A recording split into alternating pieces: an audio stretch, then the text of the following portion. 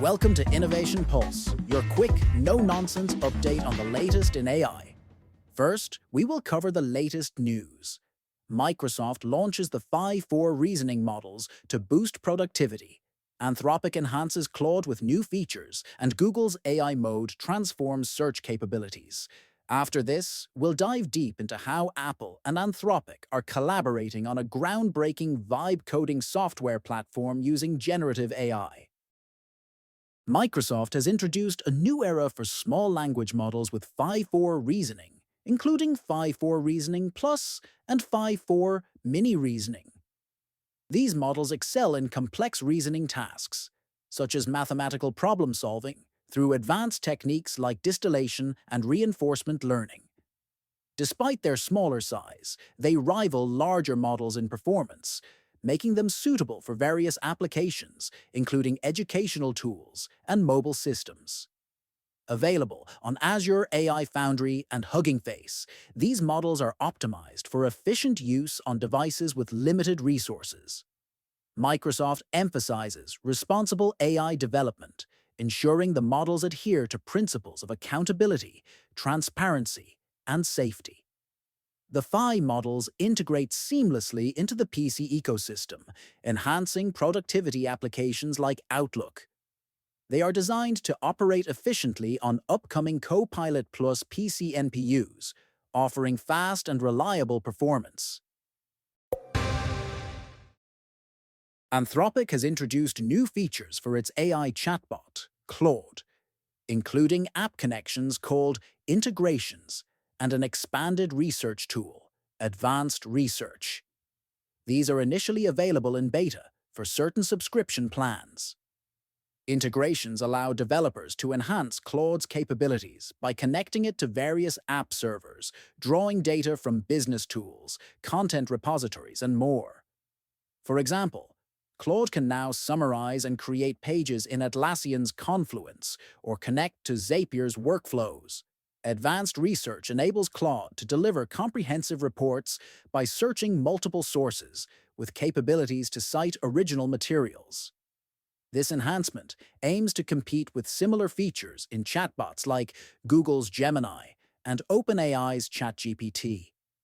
Anthropic is working towards significant revenue growth, with a target of $34.5 billion by 2027, though current annualized revenue is about $1.4 billion.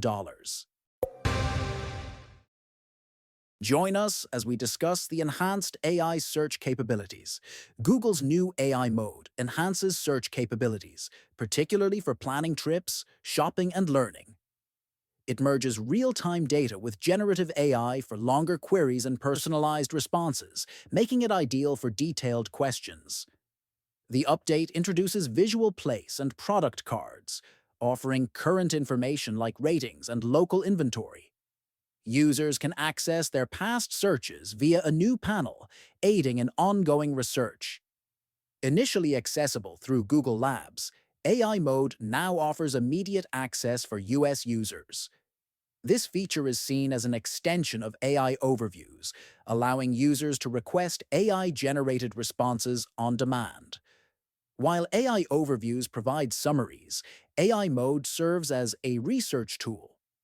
Unlike Gemini, which acts as a productivity assistant, AI Mode focuses on easy information access. User feedback is being used to refine the model. Google has confirmed that Apple will integrate its Gemini AI service into Apple Intelligence by the end of 2025. Reports indicate Apple plans to add other AI services as well. This was hinted at by Apple Senior Vice President Craig Federighi, who suggested users might choose models like Google Gemini in the future. This update came from a Department of Justice inquiry, where Sundar Pichai confirmed discussions with Apple CEO Tim Cook about evolving AI technologies. Cook expressed interest in Google's plans, discussing Gemini's distribution and the addition of more third-party AI models on Apple Intelligence. These developments align with predictions that Apple Intelligence would select third-party AI to provide optimal answers to user queries, indicating a strategic enhancement of Apple's AI capabilities in the near future. Apple and Anthropic are collaborating on a vibe coding software platform using generative AI to write, edit, and test code, as reported by Bloomberg. This new system is an updated version of Apple's Xcode, incorporating Anthropic's Claude Sonnet model. Currently, Apple plans to use the software internally, with no decision on a public launch yet.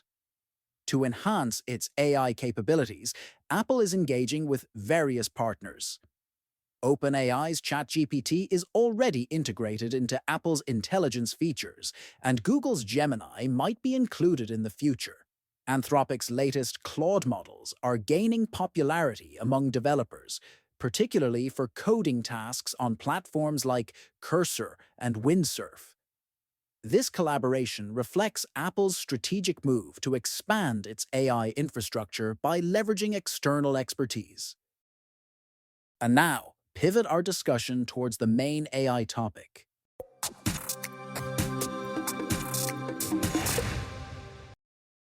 Welcome to Innovation Pulse. I'm Yakov Lasker. Today we're diving into a fascinating interview with Mark Zuckerberg from Stratechery, where he outlines Meta's ambitious AI strategy in a way that I found both revealing and significant for the tech landscape. The interview took place at Meta HQ just before LlamaCon, their developer conference focused on their open-source AI model.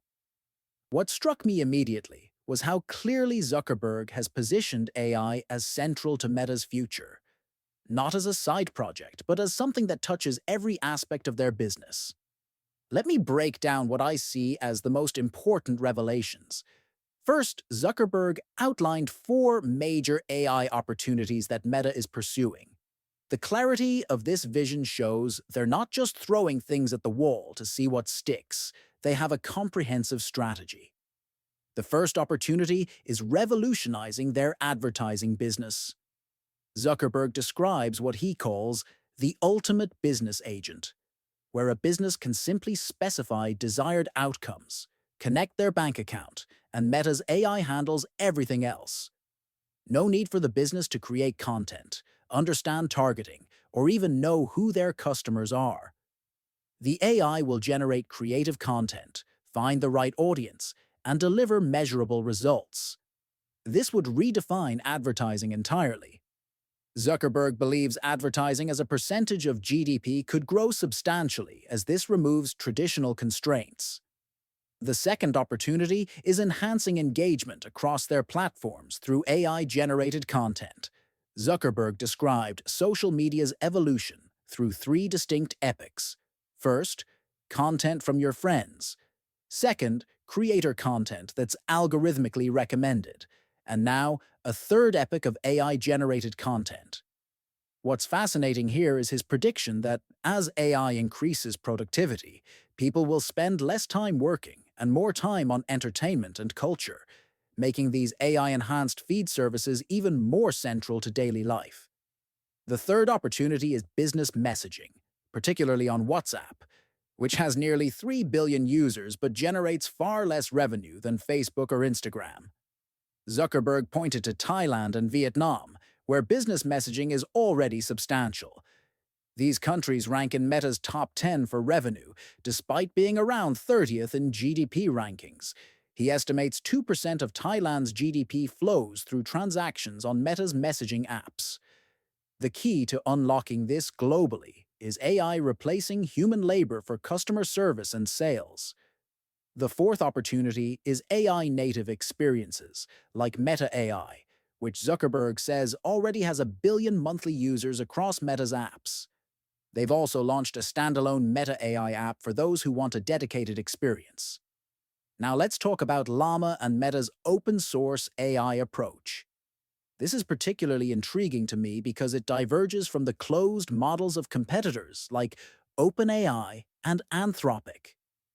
Zuckerberg announced a Llama API at the conference, but emphasized it's not meant to be a major business. Instead, it's positioned as a reference implementation. offering the vanilla version of their model at close to their cost of capital.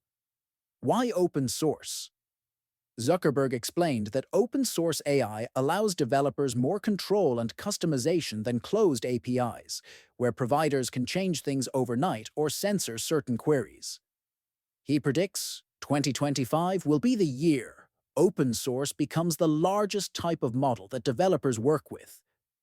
But here's the strategy behind it. Meta is building Llama primarily for their own use cases.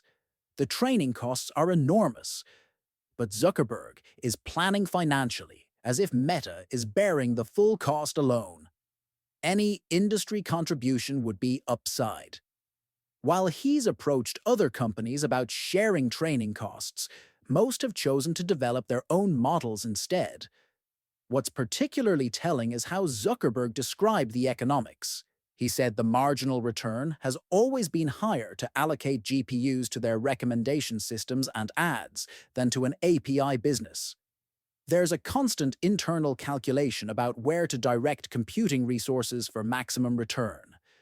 This offers rare insight into how these decisions are made at Meta's scale. The Meta AI vision is also fascinating. Zuckerberg believes Meta has a unique advantage in building personal AI because of their long experience with social technology.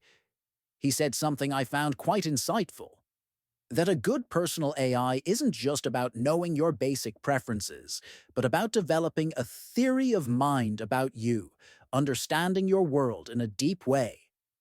Zuckerberg envisions Meta AI as a personal companion that can help people process issues, prepare for difficult conversations, or simply be there to talk. He cited research suggesting the average American has fewer than 3 friends but would like more, positioning AI as potentially filling some of this gap. He also suggested everyone should have a therapist, and for those who don't, everyone will have an AI. This takes us full circle from Facebook's original mission of connecting people. Meta started with human connections, pivoted to entertainment under competitive pressure, and now seems to be returning to connection, but with AI as the connection point. When pressed on this, Zuckerberg acknowledged Meta's particular attunement to people's desire for self-expression, understanding, and avoiding loneliness.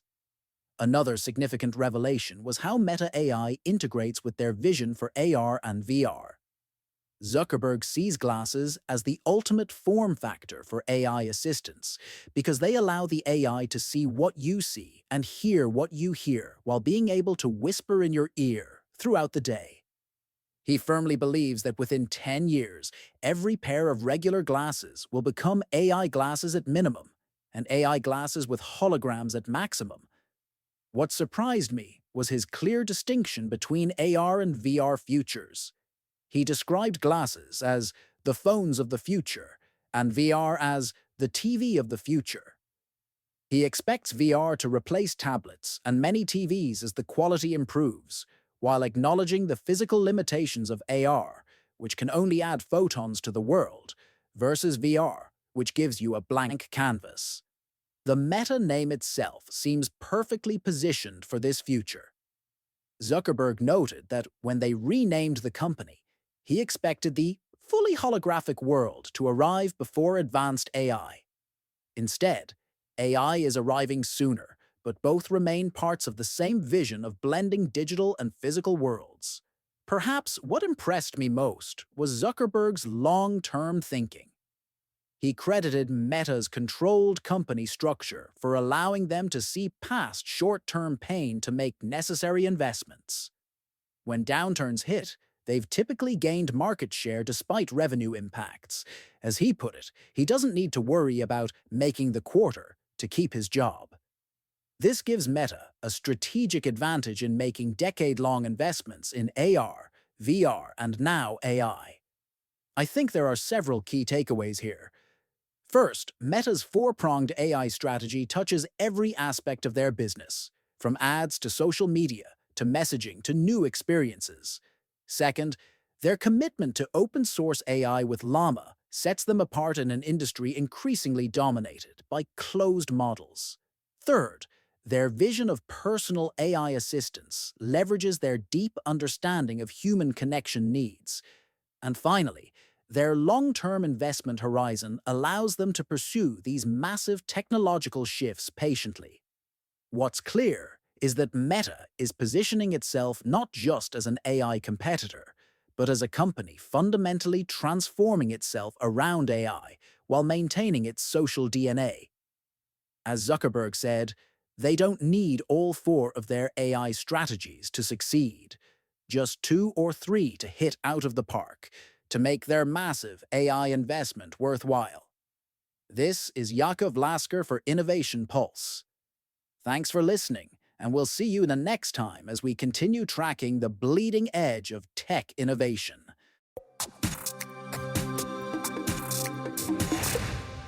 And that's a wrap for today's discussion.